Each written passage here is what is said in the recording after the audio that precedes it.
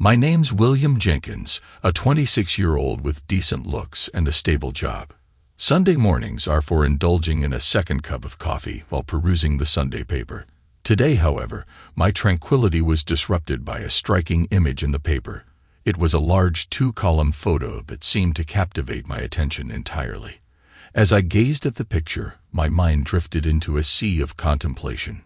It had been 2 years since our paths diverged, yet the sight of her face still stirred a pang of ache within me. Who could evoke such a visceral reaction from me, you might wonder? Well, that's a tale worth telling. Back when I was 23, I found myself living and working in a quaint college town adorned with 4 educational institutions. Among them were 2 all-girls colleges, a state university, and a sizable business college. It was a landscape teeming with vibrant youth, what some might aptly dub a target-rich environment. Among my circle was Stephen, a close friend navigating the intermission between semesters while toiling away at our workplace to fund his education. He, too, was a fraternity brother at the state school. Together, Stephen and I often played the role of each other's wingmen on countless escapades. Our objective was clear: to indulge in intimate encounters with as many of the young women as possible. With our skills finely honed, our targets rarely eluded us. Stephen and I found ourselves at a lively sorority mixer, reveling in the atmosphere of free-flowing alcohol, complimentary snacks, and a plethora of coeds. Engaging in what could only be described as a scouting mission, I scanned the room to identify the fortunate candidate for the evening. During that phase of my life, I must admit, I possessed a rather inflated ego. In my mind, I was the epitome of charm, a veritable deity's gift to women. With my suave demeanor, attractive appearance, and self-assured attitude, I found success with many of the college girls. Yet, sincerity and depth in relationships were lacking in my character at that time. But back then, such shallowness seemed acceptable to me. I had my sights set on a promising prospect, a cute, petite redhead, when Stephen intervened, redirecting my attention towards a group of girls on the outskirts of the party. They'd observed the festivities from a distance, not fully engaging in the revelry. Among them stood a striking example of the quintessential college code, Lyanna Morris. She exuded an air of poise, dressed impeccably, possessed a desirable figure, and boasted a captivatingly beautiful face. Curious, I inquired about her identity. "That's Lyanna Morris," Stephen informed me. "She's off-limits, attends Williams College, and rumor has it, she never repeats a date. The few guys who've taken her out swear she's either gay or as cold as ice. None have even made it to holding hands, and you won't either." "She's not gay," I countered. "Observe how she eyes the men passing by. She's definitely checking them out. I think she's just cautious and discerning. She won't easily commit to just any guy." "Wow, Dr. Phil, you've got her all figured out without even exchanging a word," Stephen teased. "You're quite the mind reader, aren't you? Or maybe just full of it.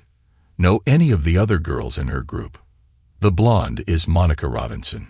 She's a fellow student at like me. We had a few classes together," Stephen replied. "Went on a couple of dates, but there wasn't much chemistry, so we decided to stay friends." "Why do you ask?" "I'm going to prove Lyanna isn't what people think. Your job is to introduce me to Monica. I'll handle the rest." "Okay, but you're setting yourself up for disappointment, William," Stephen cautioned as we approached the group. Engaging in pleasantries, Stephen greeted Monica, initiating a brief conversation before introducing me. I exchanged greetings with Monica and the other girls, though my attention lingered everywhere but on Lyanna. Despite being part of the group, she seemed conspicuously ignored by me. Even when she spoke, I barely acknowledged her, swiftly diverting the conversation back to Monica and the others. For instance, when Lyanna mentioned attending Williams, I merely nodded and refocused on chatting with Monica and company, leaving her unacknowledged. It was evident she was growing increasingly irritated by my disregard. As we bid farewell to the group and began our journey home, Stephen couldn't hide his disbelief. "You've certainly made an impression on Lyanna," he remarked, shaking his head. ignoring her completely and cutting her off whenever she tried to join the conversation. I see your plan. You're banking on making her so frustrated that she'll date you just to gain your attention. Brilliant strategy. Oh, ye of little faith. My plan is unfolding just as intended, I countered confidently. Every guy Lyanna encounters showers her with compliments and attempts to make advances. She's not accustomed to being disregarded. This will pique her interest. Lyanna will start wondering, why isn't this guy pursuing me? What's wrong with me? She won't be able to resist. Eventually, she'll come after me. It's foolproof, I confidently asserted to Stephen. Stephen chuckled at my optimism before offering a simple, good luck. Could you do me a favor? Find out more about her for me. Where she eats, grabs coffee, shops, anything you can gather. Will you help?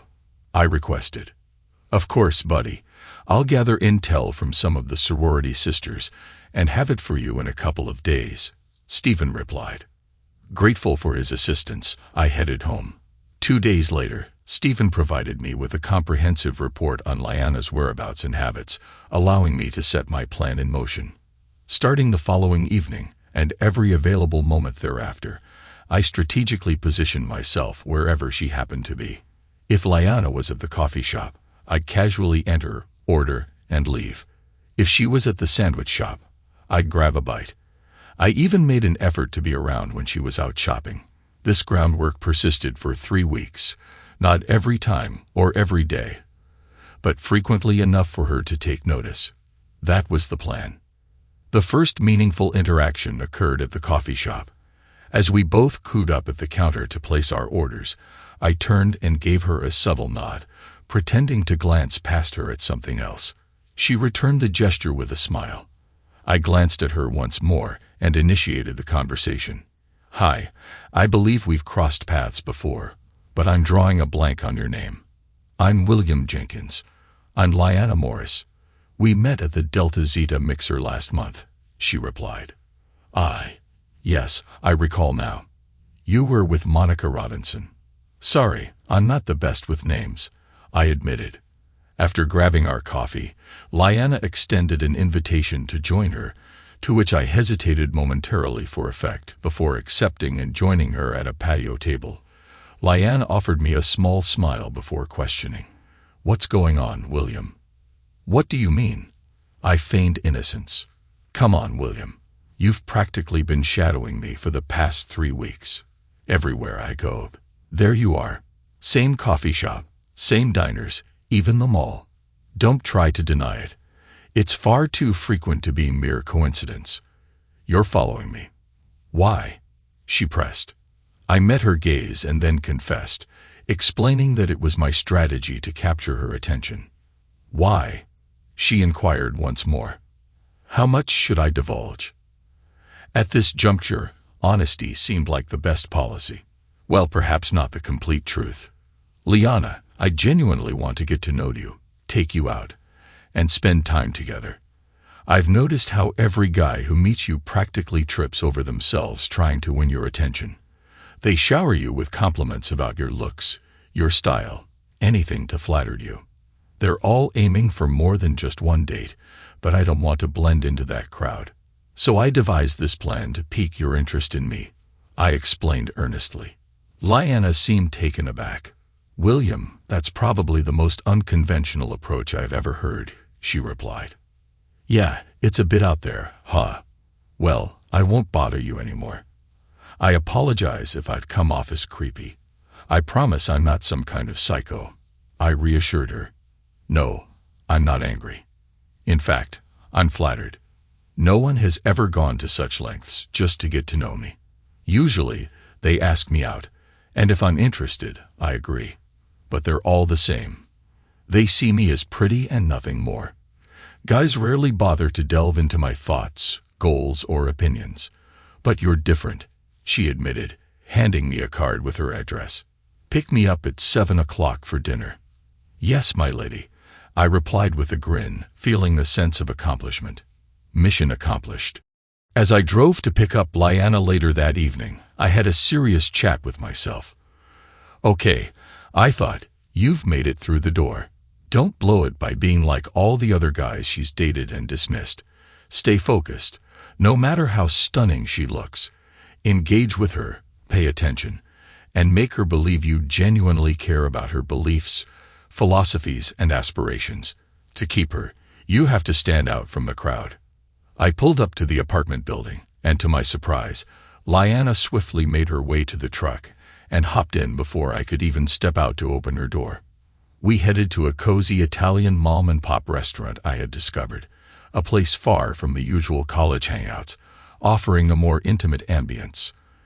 It turned out to be a delightful evening, filled with engaging conversations on various topics. But as the night progressed, something unexpected occurred.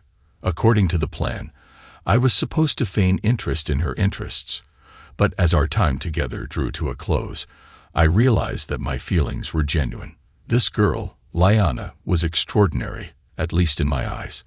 It was a daunting realization for someone who had been known to play the field.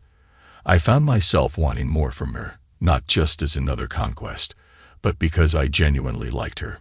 Sitting in the car parked in front of her place, I made a decision to come clean. I wasn't sure how she would react to the unvarnished truth, but if I wanted this to go anywhere, I knew I had to be honest.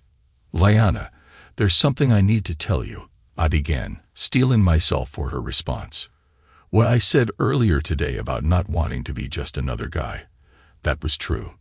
But it was also part of a plan I had concocted. However, after spending this evening with you, I've realized that my desire to get to know you and spend time together isn't just a part of the plan. It's the truth. I didn't know it this morning, but now I do. I'm sorry for misleading you. I've discovered that you're much more than just a pretty face, and I genuinely want to spend more time with you. I guess I messed up. Thank you for dinner, and I suppose I'll see you around. I felt utterly defeated. Here was a girl who had genuinely sparked my interest, and yet my manipulative schemes had pushed her away. What a fool I had been. My, oh my, when you start talking, there's no stopping you, Lyanna remarked, a hint of amusement in her voice. That was quite the speech. But what's even nicer is that I think you genuinely mean it. You've been different tonight, different than I expected. I looked at her, perplexed. What do you mean? I did some digging, she confessed. You have a bit of a reputation in our little community, William. You're known as quite the player, and apparently, you're rather good at it. Most of the girls I spoke to didn't have any complaints, except for the fact that you steer clear of relationships. And I know you ignored me at the mixer on purpose. It was all part of your plan. Oh, hell, I muttered, feeling a pang of regret. No one has ever gone to such lengths just to meet me and ask me out, Lyanna continued, her tone softening. It's incredibly flattering. Let's see where this takes us, but no more games, okay? And so began our time together. Almost every night of the week, we were inseparable. Dinners, movies, college parties. It was a whirlwind. Throughout it all, my feelings for Lyanna deepened. I couldn't say for certain if it was love, but it was definitely more than just a strong liking. However, the frequency of our outings began to strain my finances. I couldn't afford to keep up with 20 to 25 dates a month. When I declined Lyanna's invitation for the third time, she wanted to know what was going on. Remember our agreement when we started dating, William? No more bullshit. What's going on? You've turned down 3 dates in the last 10 days. Talk to me, Lyanna demanded, her tone firm. I'm sorry, Lyanna. It's a pride thing, I guess. I simply can't afford to take you out as often as we've been going. I'm just an average guy here, and my paycheck isn't exactly hefty. After covering expenses, there isn't much left. It's not that I don't want to see you. I just can't afford lavish outings every night, I explained, feeling somewhat embarrassed by my financial situation. Lyanna took my hand, offering a reassuring smile. You silly man. Why didn't you say something earlier? We don't need to spend money every time we go out. There are plenty of free or inexpensive activities we can enjoy together. Museums, galleries, walks by the river, and more. We can even have quiet evenings at your place or mine, just watching TV. You don't need to spend money every time. I guess I was ashamed of not having much money, I admitted. Here's the plan, Lyanna declared. We'll go out for dinner or a movie twice a week. You pay one time, and I'll pay the next. On the other nights, we'll enjoy the free stuff and simply spend time together. No arguments, that's how it'll be. Unless, and I just thought of this, you actually want a break from me, she teased. No way. I'd spend every night with you if I could. I really want to be with you, I affirmed. And that's how we arranged it. Shortly after, as we strolled by the river one evening, everything seemed to align perfectly. That night, right there on the riverbank, we made love under the stars. It was almost a perfect night, if not for the persistent mosquitoes. We hadn't noticed the bites until we were in the shower together at her place later. That evening marked the first time I spent the entire night at her apartment, but certainly not the last. The following morning, as I reluctantly left Lyanna in bed to head to work, I encountered an unexpected obstacle. My truck refused to start. Hastily returning to her apartment to call a taxi, Lyanna inquired about the issue. I explained the situation regarding my truck and my plans to summon a cab. However, she swiftly intervened. No need for that, she declared, tossing me her car keys. You can take my car. It's in the basement garage, space 27. After work, swing by your place to grab some clothes, and then come back here. You can shower and get ready at my place. It's my turn to choose the venue and my treat tonight. I'll see you around 5:30. Now hurry, you'll be late, she urged, planting a kiss on my lips. As I made my way to the basement garage to retrieve her car, I couldn't help but wonder what type of vehicle she owned. I hoped it wouldn't be one of those tiny compact cars, but I supposed beggars couldn't be choosers. To my surprise and utter disbelief, parked in space 27 was a brand new Corvette convertible, just a year old. And to top it off, it was in my favorite color for a Corvette, candy apple red. I briefly entertained the idea that I might have mistaken the car, but the license plate read Glory 1. It was indeed Lyanna's car. Holy shit. When I arrived at work in the Corvette, Stephen and the rest of the guys were understandably curious. I explained that it belonged to Lyanna. I'll admit it, you're the master, buddy, Stephen joked. But seriously, how did you manage to get her car? My truck wouldn't start, and she told me to take her car. I had no idea she even owned a car, let alone a Corvette, I replied, still in disbelief. I basked in the envy of my coworkers and walked a little taller that day, knowing I was driving Lyanna's Corvette. It was an exhilarating feeling, and after work, when I met Lyanna for dinner, she casually mentioned that I could use her car whenever I wanted since she didn't use it much. Suddenly, I had a Corvette at my disposal.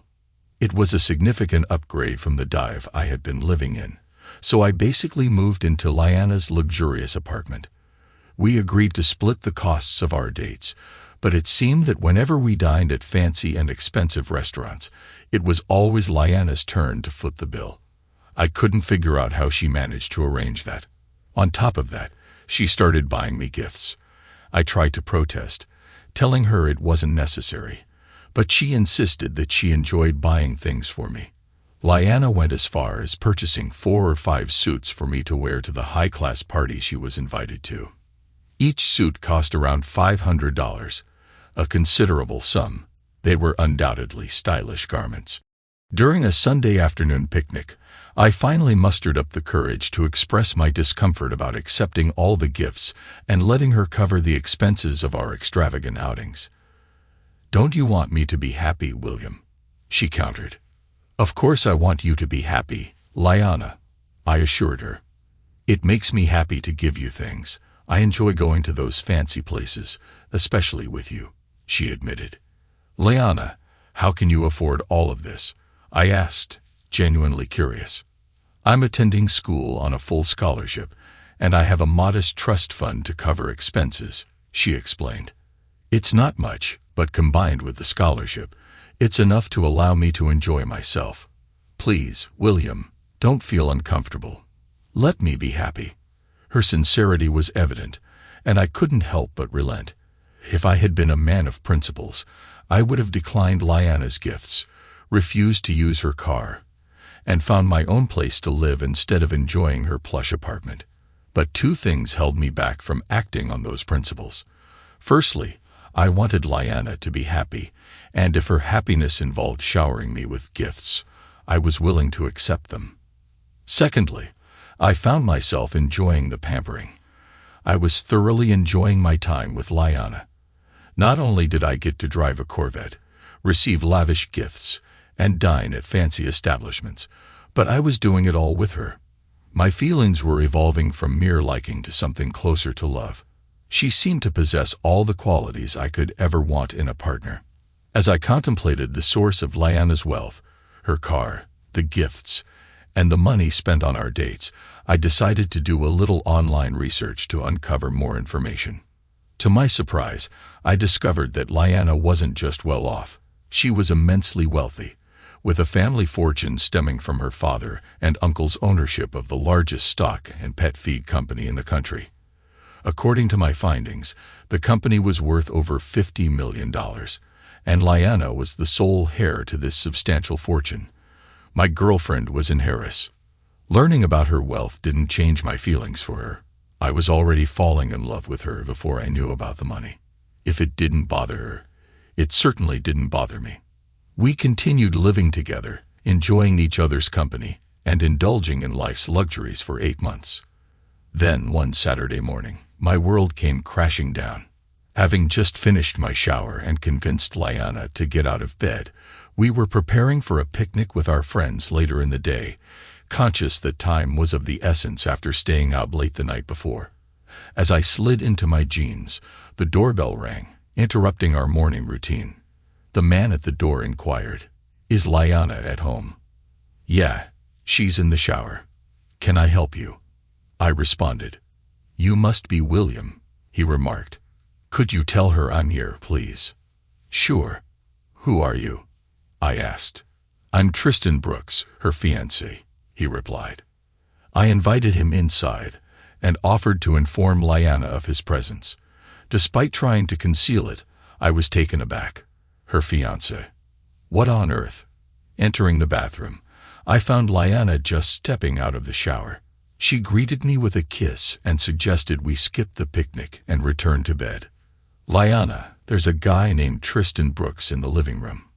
He wants to see you, and he claims to be your fiancé." "What's going on, honey?" I inquired. "Oh, Al," she muttered. "Get dressed and take him to the coffee bar downstairs. I'll call you when I'm ready." "Liana, what the hell? Your fiancé. I think we need to talk," I pressed. "I know, but right now I need to get dressed.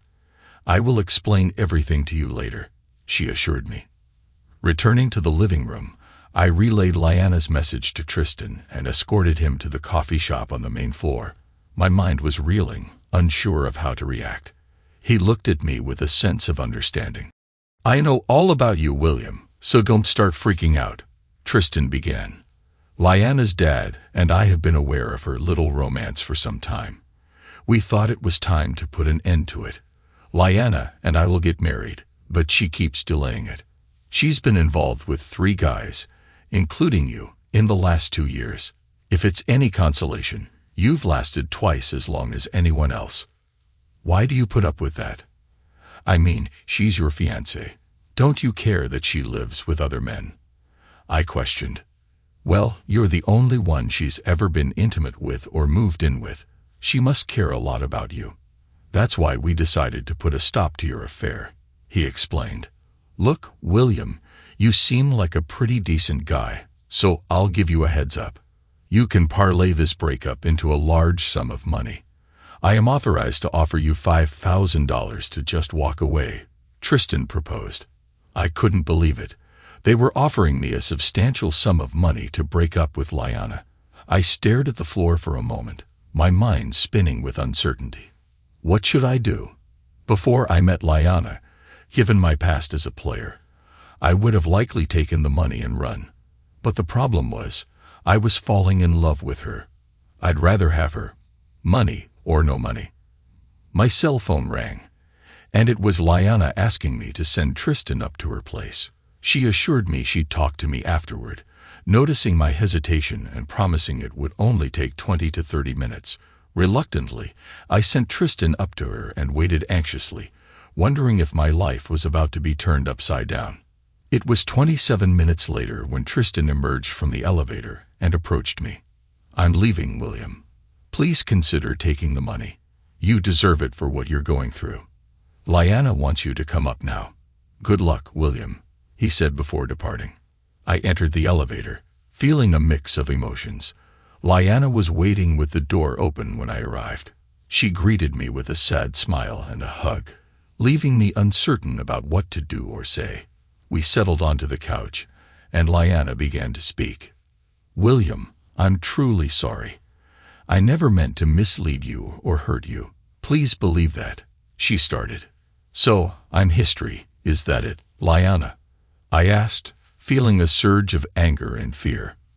"You were meant to be just a distraction for me, William, but you somehow found your way into my heart. I may even love you, but we have to end this. I need to fulfill my duty to my family and go home. Please don't hate me. I've genuinely developed feelings for you, but it's time for me to leave," she explained, her voice filled with sadness. I sat there in silence as Liana began to pack her belongings. Then, she handed me an envelope that felt somewhat heavy, adding one final surprise to the mix. "This is the title and keys to the Corvette. I don't want it around. It would only remind me of you. The keys to the apartment are in there also. The lease is paid for another year, so you might as well make use of it. I know you don't want to take either, but please make use of them, and think about me once in a while. Goodbye, William." So here I am, 2 years later, reading the society page about the wedding of the year. Liana Morris and Tristan Brooks were wed at etc. etc. There were several pictures of the happy couple, though Liana didn't appear all that happy. I still have the Corvette, but I no longer live at the apartment we shared. 2 months after Liana left me, I received a letter from Tristan Brooks. Inside was a check for $5,000. I was tempted to cash it for about 0 seconds, but the check was sent back. Across the front, I had written, "Send Liana. Keep your damn money." Liana did her duty as she saw it. I hope she can find some happiness because I sure haven't been able to. The return address on the letter jolted me back in time, bearing the name Liana Brooks, St. Louis, Memo. It had been 4 years since I last heard from her. What could she possibly want now? Hadn't she played enough games with me in the past? 4 years ago, Liana and I had a short-lived thing. I was 24, working in the college town where she was a student, and we met through a mutual friend. I concocted an elaborate plan to win her over, but she saw through it from the start. That's how our relationship began, but it ended abruptly after 8 months when Liana's fiancé showed up at our apartment. I'm William Jenkins, now 28. When Liana and I met, I was a bit of a ladies' man, but she changed all that. Once I met her, no other woman could capture my interest. Liana, heiress to the largest stock and pet food company in the country, didn't draw me in because of her wealth. I only learned about her financial status near the end of our relationship. I believed we were deeply in love and would be together for a long time.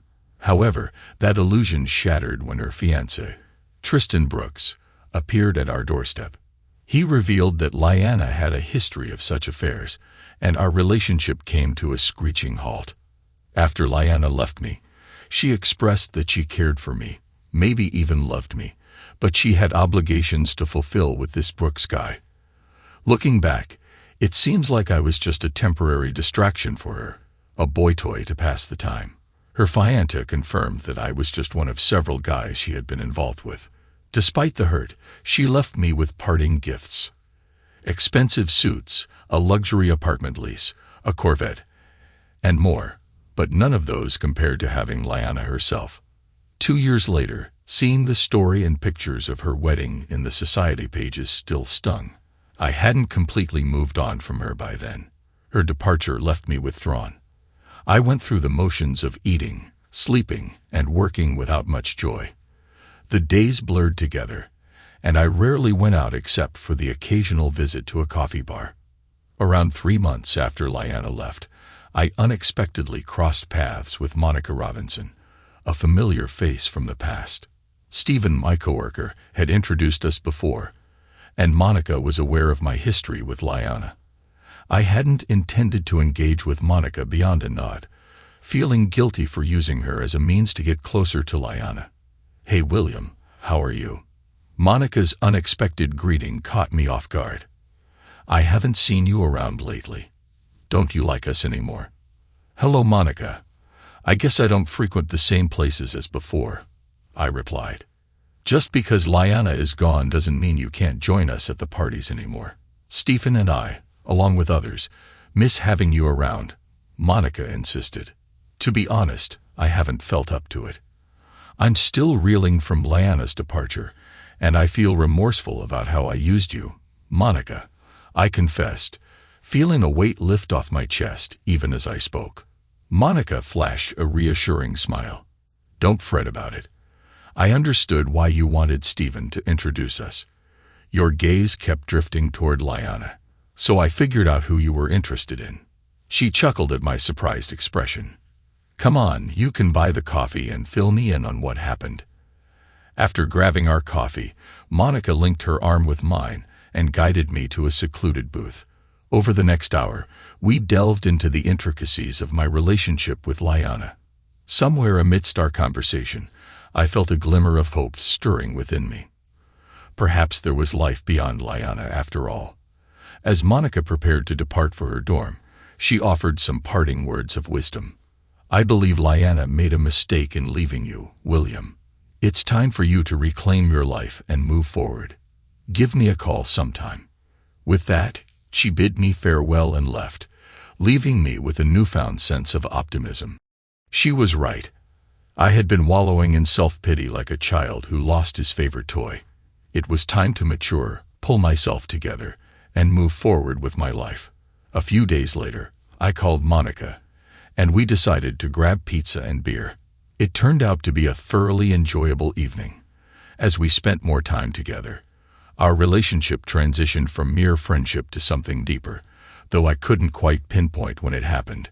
Despite our growing closeness, I was still living in Lyanna's apartment, with the lease set to expire in 3 months. It dawned on me, with Monica's gentle nudges, that if I wanted to truly move on, I needed to find a place of my own. Monica had subtly hinted that she wasn't comfortable visiting my current residence, which was a clear indication of its association with my past. So, I rented an apartment above an elderly lady's garage, where I could start afresh. Monica generously helped me make the place feel like home. Additionally, I decided to let go of the Corvette and opted for a Mustang, symbolically shedding the baggage of my past. Over the next 9 months, Monica and I continued to see each other leading up to her graduation. Our relationship was built on quality time rather than mere physical intimacy. However, despite our bond, I found it difficult to fully commit to Monica, still haunted by memories of Lyanna. It all came to a head the night after Monica's graduation. "William, I've been waiting for you to move on from Lyanna. I hoped you would, but it's clear you're still hung up on her," Monica began, cutting off my attempts to interject. "Don't deny it. You're holding back, and we both know why." She paused, gathering her thoughts. "I've accepted a job in San Antonio and I'm moving there next week." "But I thought you were planning to work and live in St. Louis," I countered. "We could have seen each other on weekends." "I was considering that, but I can't continue like this. You're still fixated on Lyanna half the time, and I feel like I'm getting the short end of the stick in our relationship. I won't keep going on like this. If you ever move on from Lyanna, come find me," Monica said firmly before leaving the next week without a chance for a proper goodbye. They say you don't realize what you've lost until it's gone, and that proved true for me. It didn't take long for me to realize how much I cared for Monica. I wasn't sure if I was ready to love her, but I definitely missed her. 3 weeks after Monica left, I penned a letter to her expressing my feelings and letting her know I missed her dearly. Instead of a written response, I received a phone call from her, which felt even more meaningful. From then on, we spoke on the phone a few times a month and exchanged letters occasionally. I suggested visiting her several times, but Monica's response remained consistent. Have you moved on from Lyanna yet? Until you can honestly say yes, there's no point in us seeing each other. Our calls continued for about 2 months, but I began noticing a shift. More often than not, I would reach her voicemail and have to leave a message. When she returned my calls, I refrained from mentioning her increased absence in the evenings. I didn't feel entitled to question her. This pattern persisted for another month. Then one Friday night, feeling somewhat desperate to hear her voice, I called Monica a little late, around 11:30. I hoped to catch her rather than her answering machine. Unfortunately, I got her voicemail again. The next morning at 7 o'clock, I called again, almost feeling like a stalker by then. To my surprise, a man answered the phone. Is Monica there? I stuttered, thrown off guard by a man answering her phone. Who was this guy? Yeah, but she's still sleeping. If it's important, I can wake her up or take a message, he offered, his tone friendly yet irritatingly helpful. No real message, just tell her William called, and I won't bother her again, I replied curtly, my frustration mounting. Are you sure, William? I can wake her up if you want. She needs to get up anyway.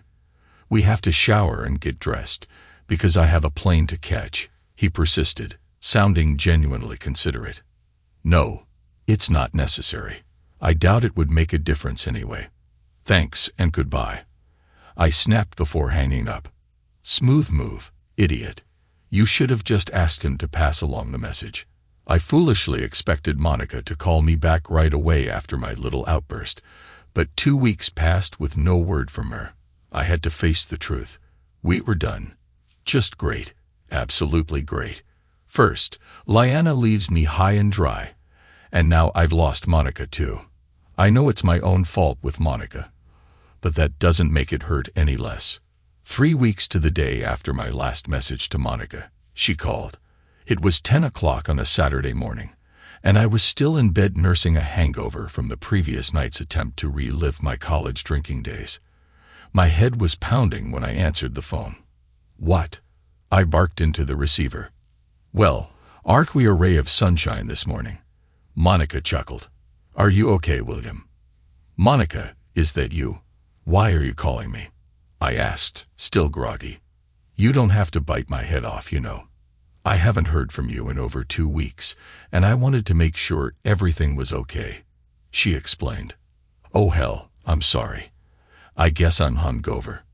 No, wait, I know I'm hungover. My head is pounding, and my mouth tastes like old sweat socks, I admitted. It's okay. Now, why haven't you called? Monica inquired. I did, about 2 weeks ago, early on a Saturday morning. Your boyfriend answered the phone. I left a message for you, I replied. I never got a message and I... Wait, my boyfriend. What do you mean, my boyfriend? Monica sounded puzzled. When was this again? It must have been on the 13th. The guy said you were still asleep, but he could wake you up. And he had to take a shower and get him to the airport. I told him to tell you I had called. I recounted, omitting my little temper tantrum. I'm so sorry, William. I never got the message. That wasn't my boyfriend. That was my stupid brother, Kevin. He's been staying with me for the last month. Wait until I get hold of him. I'll teach him not to give me messages, Monica apologized. Your brother. My mood lifted. Yeah, Kevin was staying with me while he worked on a project here. He finished his work and went back home. Okay, dummy, I thought to myself, now is the time to tell her how you feel. Enough of this friendship bullshit. You have nothing to lose but some phone calls that make you feel worse than you did before anyway. I had made a decision. Monica, I need to talk to you about something important. Do you have some time right now? I asked. Sounds serious. Sure, I have all day. Go ahead, she replied. So I spilled my guts. I told her that I didn't know how much I cared for her until she left. I told her that I had my head on straight like she said. I told her that I could truthfully say that I didn't love Liana. Finally, I said, Monica, remember you telling me that you couldn't go on the way we were? Well, that's where I'm at. I can't go on like this. If you don't want to be more than friends, then let's stop the torture. At least it's torture to me. So, what do you think? Monica was quiet for a moment, and then said, I think you should come to San Antonio next weekend. I don't want to wait. I'm on my way. See you soon.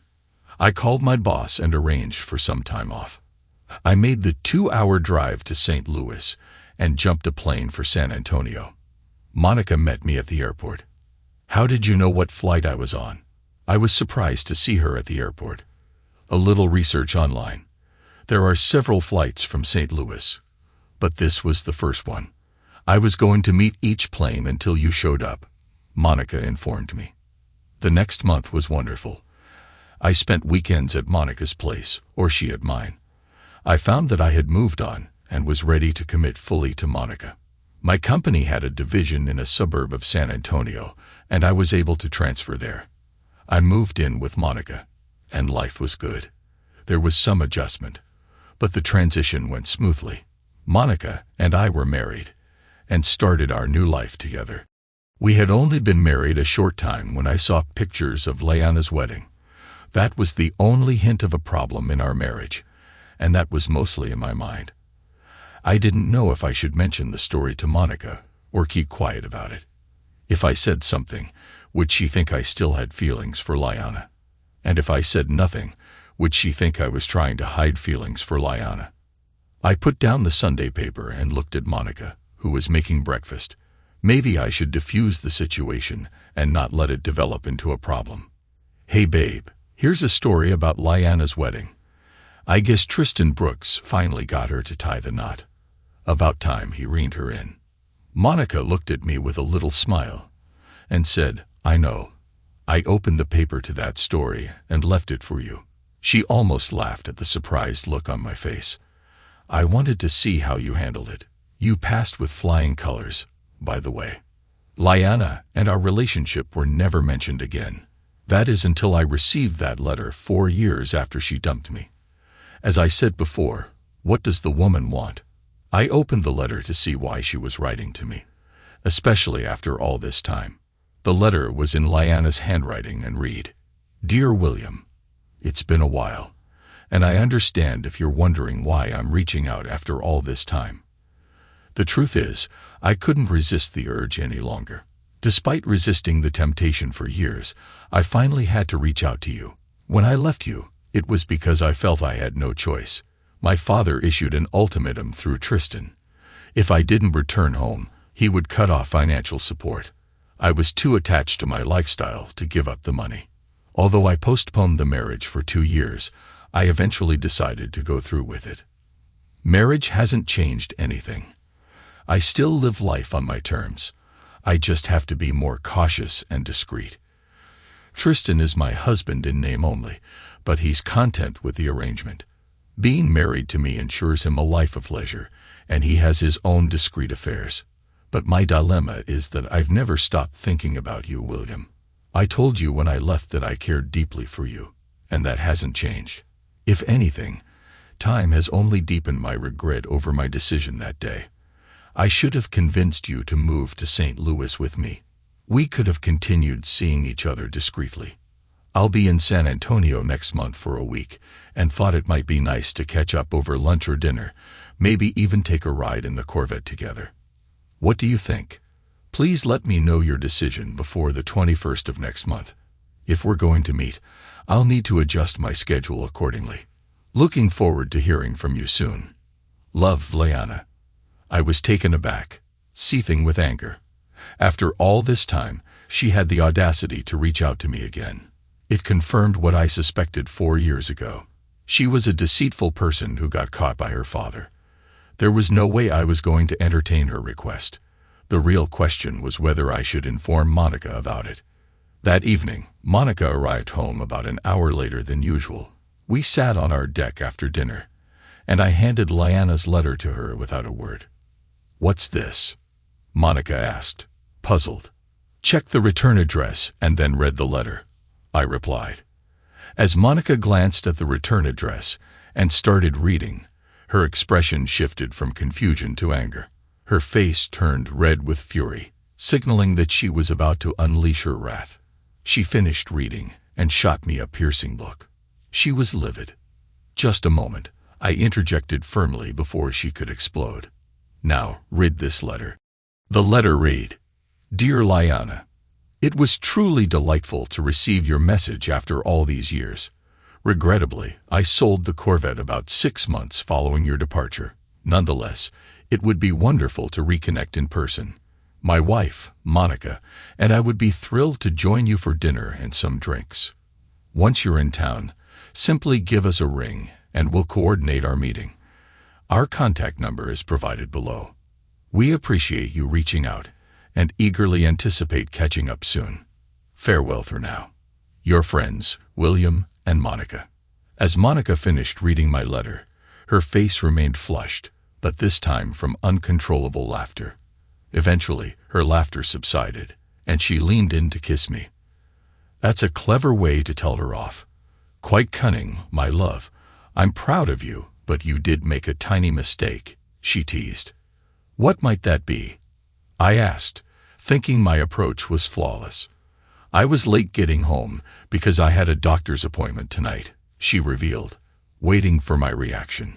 So, if we were to meet her, I wouldn't be indulging in any drinks with you guys.